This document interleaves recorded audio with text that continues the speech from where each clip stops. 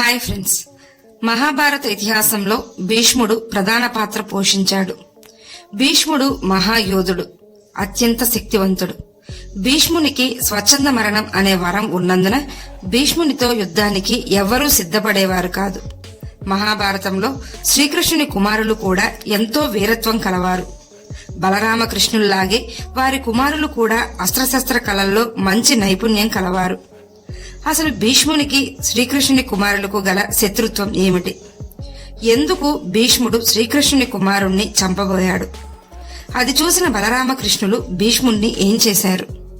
ఇలాంటి సందేహాలన్నింటికీ సమాధానాలు ఈ వీడియోలో తెలుసుకుందాం. వీడియో చూస్తున్న వారిలో ఎవరైనా శ్రీకృష్ణుని భక్తులు ఉన్నట్లయితే తప్పకుండా జై శ్రీకృష్ణ అని కామెంట్ చేయండి. అలాగే ఎవరైనా మన ఛానల్ ని ఫస్ట్ టైం చూస్తుంటే ప్లీజ్ సబ్స్క్రైబ్ చేసుకోండి. ఈ వీడియోని తప్పకుండా లైక్ చేయండి. మీ ఒక్క లైక్ మాకెంతో సపోర్ట్ నిస్తుంది. ఉగ్రసేనుడు రాజసూయ యాగాన్ని నిర్వహించాలనుకుని శ్రీకృష్ణునికి అదే విషయం చెప్తాడు. అందుకు శ్రీకృష్ణుడు కూడా అంగీకారం తెలుపుతాడు. ఉగ్రసేనుడు తన ఆధీనంలో ఉన్న పాలకులను సుధర్మ సభా మందిరంలో సమావేశపరుస్తాడు. అక్కడ ఒక పల్లెంలో తమలపాకును ఉంచి వారితో ఇలా అంటాడు: మీలో ఎవరైనా జంబూద్వీప పాలకులందరినీ ఓడించగలరన్న నమ్మకం ఉంటే వచ్చి ఈ తమలపాకును స్వీకరించండి అని ఉగ్రసేనుడు అక్కడ సమావేశమైన వారందరితో చెప్తాడు. అక్కడ ఉన్న వారంతా ఉగ్రసేనుని మాటలకు మౌనంగా ఉండిపోతారు. కాని అక్కడున్న శ్రీకృష్ణుడు రుక్మిణిల కుమారుడైన ప్రద్యుమ్నుడు పైకి లేచి తమలపాకును స్వీకరించి, రాజా, నేను జంబూద్వీప పాలకులందరినీ ఓడిస్తాను, అలాగే రాజసూయ యాగానికి సంబంధించిన సంపదను కూడా సేకరిస్తానని చెప్తాడు. ప్రద్యుమ్నుని మాటలకు అక్కడున్న యాదవులందరూ ఎంతో సంతోషిస్తారు. ప్రద్యుమ్నుడు బయలుదేరుతున్నప్పుడు ఉగ్రసేనుడు ప్రద్యుమ్నుడికి ఖడ్గాన్ని ప్రసాదించాడు. అలాగే బలరాముడు రక్షక కవచాన్ని, తండ్రి అయిన శ్రీకృష్ణుడు సారంగ ధనస్సును ఇచ్చారు. ప్రద్యుమ్నుడితో పాటు మిగిలిన శ్రీకృష్ణుని కుమారులు ఉద్ధవుడు, యాదవులు, భోజులు, అందకులు, దాశర్హలు ఇలా చాలా మంది యోధులు వేల సైన్యంతో బయలుదేరారు. దేశాన్ని జయించడానికి బయలుదేరిన ప్రద్యుమ్నుడు మొదట కళింగ రాజ్యానికి చేరాడు. కళింగరాజు తన భారీ సైన్యంతో యుద్ధానికి సిద్ధపడ్డాడు. ప్రద్యుమ్నుని కుమారుడైన అనిరుద్ధుడు కళింగ సైన్యాన్ని చిత్తు చేశాడు. అలాగే కళింగరాజుతో భీకర యుద్ధం చేస్తాడు. అనిరుద్ధుడు కళింగరాజును పడగొట్టి చాలా దూరం నేలపై ఈడ్చుకుంటూ వెళ్లాడు. చివరకు తీవ్రంగా గాయపడిన కళింగరాజు ప్రద్యుమ్నుని వద్దకు వెళ్లి వేడుకొని తగినన్ని బహుమతులు ఇచ్చి పంపిస్తాడు. అక్కడి నుండి ప్రద్యుమ్నుడు చిన్న చిన్న రాజ్యాల నుండి సంపద పొందుతూ చేది రాజ్యానికి చేరుతాడు. ఉద్ధవుడు దూతగా చేది రాజ్యాన్ని పాలించే శిశుపాలుని వద్దకు వెళ్లాడు. శిశుపాలునికి శ్రీకృష్ణుడంటే ఎంతో కోపం. అందుకే ఉద్ధవుడు వెళ్లి ఉగ్రసేనుడు రాజసూయ యాగానికి సంపద ఇవ్వమని కోరగా వెంటనే శిశుపాలుడు ఎంతో కోపోద్రిక్తుడవుతాడు. యాదవులు నిస్సారమైన రాజ్యాన్ని పొందగానే ప్రపంచాన్నే జయించాలన్న అత్యాశ కలిగిందా అంటూ హేళన చేస్తాడు. దాంతో శిశుపాలుని తండ్రి దమకోశ శిశుపాలుని వద్దకు వచ్చి ఎంతగానో నచ్చచెప్తాడు. కాని శిశుపాలుడు ఎవరి మాట వినకుండా ప్రద్యుమ్నుడితో యుద్ధానికి దిగుతాడు.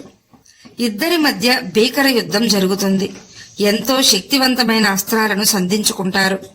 చివరకు ప్రద్యుమ్నుడు శిశుపాలుణ్ణి చంపడానికి కత్తి ఎత్తగానే సాత్యకి వచ్చి ప్రద్యుమ్నుణ్ణి ఆపుతాడు. శిశుపాలునికి శ్రీకృష్ణుడి చేతిలో మాత్రమే మరణం ఉందన్న విషయం చెప్పి ప్రద్యుమ్నుణ్ణి ఆపడంతో అప్పుడే అక్కడికి వచ్చిన శిశుపాలుని తండ్రి ప్రద్యుమ్నుడికి తగినంత సంపదను బహుమతిగా ఇచ్చి పంపిస్తాడు. ఆ తరువాత యాదవులు విదర్భ రాజ్యం చేరుతారు. విషయం తెలిసి భీష్మకుడు వారిని ఆహ్వానించి ప్రద్యుమ్నుడికి అపారమైన సంపదలను అందించాడు. అలా ఇతర దేశాలను జయించుకుంటూ 100 యోజనాల పొడవుగా విస్తరించిన మహాసముద్రాన్ని చూస్తూ అక్కడే నిలబడ్డారు. ఆ సమయంలో లంకారాజ్యాన్ని విభీషణుడు పరిపాలిస్తుండేవాడు. ప్రద్యుమ్నుడు తన సందేశాన్ని ఒక బాణంతో కట్టి విభీషణుని రాజభవనంలోకి పంపుతాడు. విభీషణుడు శ్రీకృష్ణుణ్ణి రాముని అవతారంగా భావించి ప్రద్యుమ్నుడి వద్దకు వెళ్లి ఎనలేని సంపదను బహుమతిగా ఇచ్చాడు.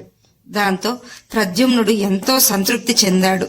అలా ముందుకెళ్తూ పరశురాముని నివాసమైన మహేంద్ర పర్వతానికి చేరతారు.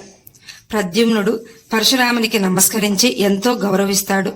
పరశురాముడు యాదవులందరికీ ఆతిథ్యం కల్పిస్తాడు. అక్కడే పరశురాముని వద్ద ఎన్నో విషయాలను తెలుసుకుంటాడు ప్రద్యుమ్నుడు. అలా అక్కడి నుండి దేశాలన్నింటినీ జయించుకుంటూ ముందుకెళ్తుంటారు యాదవులు. అలా వెళ్తున్న వారు హస్తినాపురం దగ్గరలో ఒక శిబిరాన్ని ఏర్పాటు చేసుకుని ఉద్ధవుణ్ణి దూతగా ధృతరాష్ట్రుని వద్దకు పంపుతారు. ఆ సమయంలో ధృతరాష్ట్రునితో పాటు భీష్ముడు, విదురుడు, దుర్యోధనుడు, శకుని, కర్ణుడు, అశ్వత్థామ, శల్యుడు, ద్రోణాచార్యుడు ఇంకా చాలా మంది యోధులు అక్కడ ఉంటారు. ఉద్ధవుడు వెళ్లి ధృతరాష్ట్రునితో ఉగ్రసేనుని రాజసూయ యాగం చేయాలనుకుంటున్నట్లు తెలియజేస్తాడు. అలాగే ప్రద్యుమ్నుడి చేతిలో ఎవరెవరు ఓడిపోయారో అన్నీ వివరించి మీరు కూడా సంపద ఇచ్చినట్లయితే ప్రద్యుమ్నుడు సంతోషిస్తాడని, లేకపోతే కౌరవులకు యాదవులకు మధ్య యుద్ధం తప్పదని ప్రద్యుమ్నుడు తెలియజేయమన్నట్లు ఉద్ధవుడు చెప్తాడు. అది విన్న కౌరవులు కోపంతో రగిలిపోయారు. యాదవులను హేళన చేస్తూ ఉద్ధవుణ్ణి అవమానిస్తారు. నీతో పాటు యాదవులందరినీ త్వరగా ద్వారకకు తీసుకెళ్ళు, లేకపోతే యముని వద్దకు పంపిస్తాము. యాదవులు దేశాన్నే జయిస్తారా అంటూ అవమానకరంగా మాట్లాడతారు. దాంతో ఉద్ధవుడు జరిగిన విషయమంతా వెళ్లి ప్రద్యుమ్నునితో చెప్తాడు. ప్రద్యుమ్నుడితో పాటు యాదవులంతా ఎంతో కోపానికి గురై సైన్యంతో హస్తినాపురంకు వెళ్లి కౌరవులతో యుద్ధానికి దిగుతారు. దుర్యోధనుడు ప్రద్యుమ్నునితో, సాంబుడు కర్ణునితో, బాణుడు అశ్వత్థామతో, అనిరుద్ధుడు భీష్మునితో అతి భయంకరంగా యుద్ధం చేస్తుంటారు. నోటి నుండి రక్తం కారుతూ దుర్యోధనుడు స్పృహ తప్పి పడిపోతాడు. అది చూసిన భీష్ముడు యుద్ధభూమిపై చెలరేగిపోయాడు. యాదవుల సైన్యాన్ని నాశనం చేయసాగాడు. సాంబుడు భీష్మునిపై అస్త్రాలు సంధించి గాయపరుస్తాడు. దాంతో భీష్మునికి సాంబునికి మధ్య భీకర యుద్ధం జరుగుతుంది. ద్రోణాచార్యుడు, కర్ణుడు, అశ్వత్థామ యాదవ సైన్యాన్ని చెల్లాచెదురు చేయసాగారు. సాంబుడు కురువీరులను ఓడించడంతో పాటు వారి సైన్యాన్ని వధించి గుట్టలు గుట్టలుగా పడేయసాగాడు. ఇక భీష్ముడు, ద్రోణుడు, కర్ణుడు చెలరేగిపోయారు.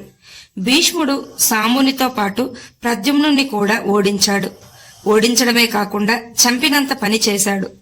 సాంబుణ్ణి కింద పడేసి వధించే సమయంలో బలరామకృష్ణులు అక్కడికి చేరుకుంటారు. శ్రీకృష్ణుడు భీష్మునికి, దుర్యోధనునికి నచ్చజెప్పి అందరినీ శాంతింపచేస్తాడు. కౌరవులు, యాదవులు ఎప్పుడూ సత్సంబంధాలతో ఉండాలని, ఎప్పుడూ పోరాడకూడదని 2 వంశాల మధ్య శాంతి కుదురుస్తారు బలరామకృష్ణులు. ఈ వీడియో మీకు నచ్చినట్లయితే లైక్ చేయండి, షేర్ చేయండి, అలాగే సబ్స్క్రైబ్ చేసుకుని పక్కనే ఉన్న బెల్ ఐకాన్ని ఆన్లో ఉంచుకోండి. Thanks for watching. జై శ్రీకృష్ణ.